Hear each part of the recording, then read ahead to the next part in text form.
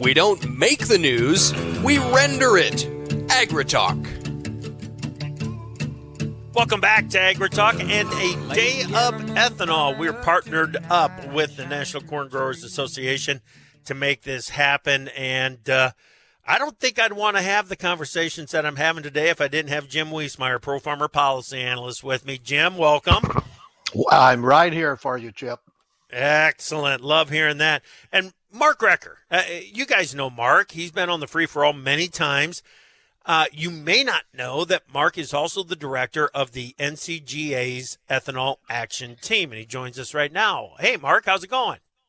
Well, it's going great, Chip. Had a good couple days of harvest here, and rainy day today, so that I'm more than glad to participate on this. And like you said, I'm the chair of the Ethanol Action Team, or committee, whatever you want to call it, because NCGA has multiple committees that respond to farmers' needs and issues like sustainability and things like that. And I happen to be the chair of this one, and so we work on farmers' behalf, everything related to ethanol through NCGA. Cool. Very cool. Well, when we scheduled this like 3 weeks ago, I went ahead and ordered the rain so that we could make sure that you would be available for us today, too. Okay, you can lay off the ordering the rain for a while. I think there's a lot of guys that are really going to take issue with you. All right. I'll back off. I think it's going to be a great week over the weekend and into next week, so we'll be okay. Great. You guys stand by. Let's bring in our special guest, Emily Skor. She is the CEO of Growth Energy. Emily, welcome back to AgriTalk. How are you? Oh, Chip, I'm fantastic. Thanks for having me. I'm glad that you are here. We couldn't do this without you. Have a day of ethanol on AgriTalk without you.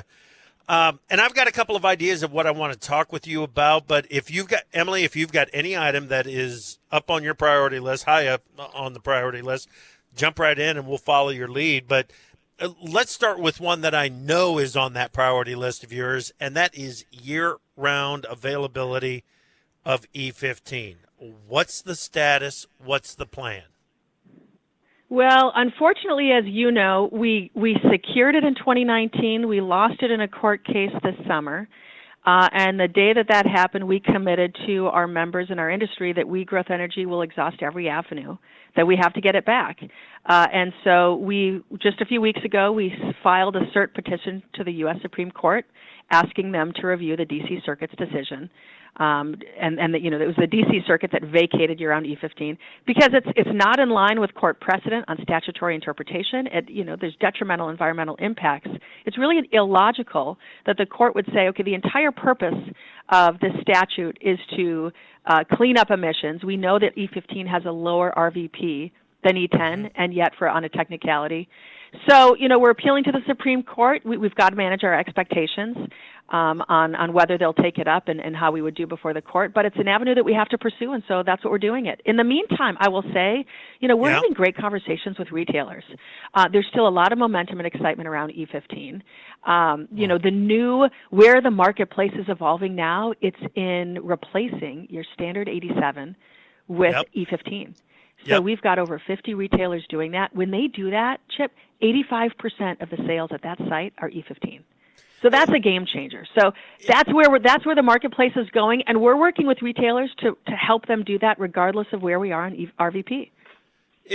Emily, a couple of things. Number one, I'm sure that when consumers come to the pump and they see that unleaded 88, the E15, and it's at the lower price, that's got to catch their attention.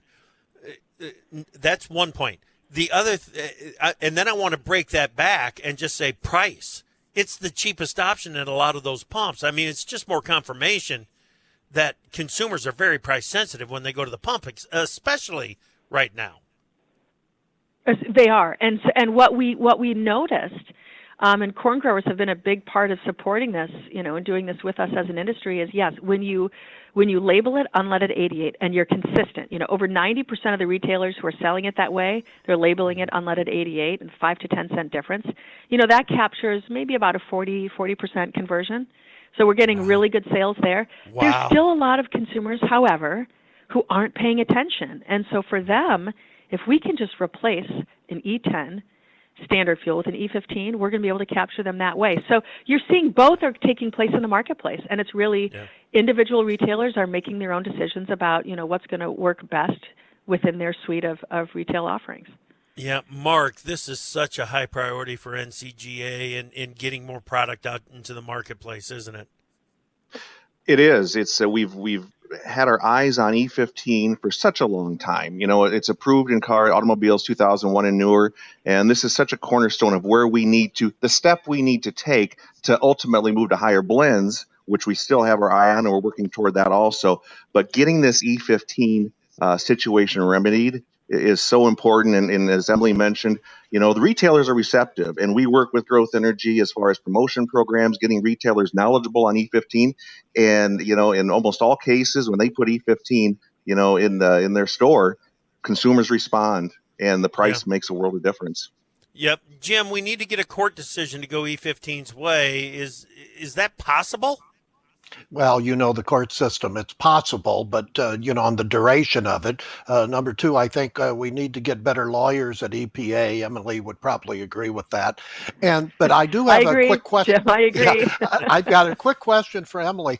Are you all working with the car manufacturers, such as the car I have, Hyundai, that says in the manual the limit of E10? Because, you know, it just gets people worried to go beyond what that booklet says. Yeah, and you're right. That has been an ongoing conversation with the auto industry for years, because we know, 95% of the cars on the road are approved for E15, and we've got to get it in the manual as well, because it's a big purchase for the consumer, and we don't want them to give them any reason to hesitate. So it's an ongoing conversation, and I think we've made some headway, but we need to continue to do more to destigmatize this. You know, so it's not a scary thing. This is, my gosh, you're putting a fuel in the car. It's better for the engine. It's better for the tailpipe emissions, and it's better for your pocketbook. Right. But we continue to do battle against a false narrative that's being advanced by the refiners, the big oil out there. And Emily, in too many cases, consumers are too willing to believe what the refiners are telling them, right? Yeah, I mean, the refiners have, for years, they have been running a smart campaign. And, what they did that I give them credit for is they took our two greatest value propositions. We're good for the environment, we're good for the engine. And they made them perceived liabilities. So with most consumers, they don't know. There's just years of misinformation that we have to constantly beat back. And so that's just, something that we've got to do, not just with consumers, but on the policy front as well, with staff here, in Capitol Hill and so forth. Yeah. Right. Absolutely. That gets me right to the next one, because you and I have talked in the past about how important it is to keep ethanol's environmental health benefits front and center in messages to the consumer. But evidently, it's a message that we need to keep front and center with the Biden administration, too. Yeah, it is. I mean, and what we're seeing, we're all frustrated that the administration isn't doing more to embrace us, because we're such a logical solution on the climate front. And, what I have found in the first 8-9 months with the administration is we still have a lot of education to do with them, to remind them, support biofuels not just because it's good for rural America, but it's good for advancing your climate agenda. So we have to bring forward the most recent science. Hey, we're a 46% reduction on greenhouse gas emissions. Center-left environmental organizations are saying you can't reach your climate goals without biofuels. So and I kind of, in certain conversations, you see the light bulb go off. Oh, and they start to make those connections. We just have to keep pressing that case in every conversation that we're having. Yeah, climate goals, Wrecker, how does that fit into the conversations at NCGA on ethanol? Well, we're talking about climate all the time, not just ethanol related, but farmer sustainability and how we can contribute what we as producers need to do to address that in the future. So, and we all know the ethanol case as far as reducing greenhouse gases is a slam dunk, but we share Emily's frustration, and you're going to hear Jeff Cooper the same thing. Why doesn't this administration give us the credit, give us the recognition we deserve, and include us in this climate plan? Yeah. So, and Emily, I know you've talked about, how do we do a better job of conveying that to this administration? Because we have this administration, environmental groups. So how do we convey that message any better than we're doing?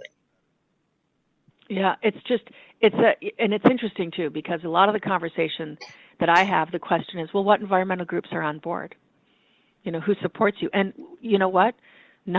We have a lot of work to do with the environmental groups. They are, We've had more conversations with them in the past year than previously, but they are pretty entrenched in their support for EVs, and they're very ideologically driven on this. So it's really going for kind of the pragmatic, moderate political person here. Is like, hey, you know what?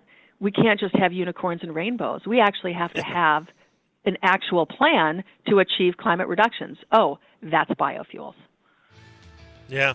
I'd like to be a svelte 180 and live on nothing but bacon, ice cream, steaks, and hot dogs, too. But, you can wish for one thing and you got to have reality in the other. Emily, yeah. I enjoy our conversation so much. Thank you. Thank you for having me on the Day of Ethanol. I appreciate it. You bet.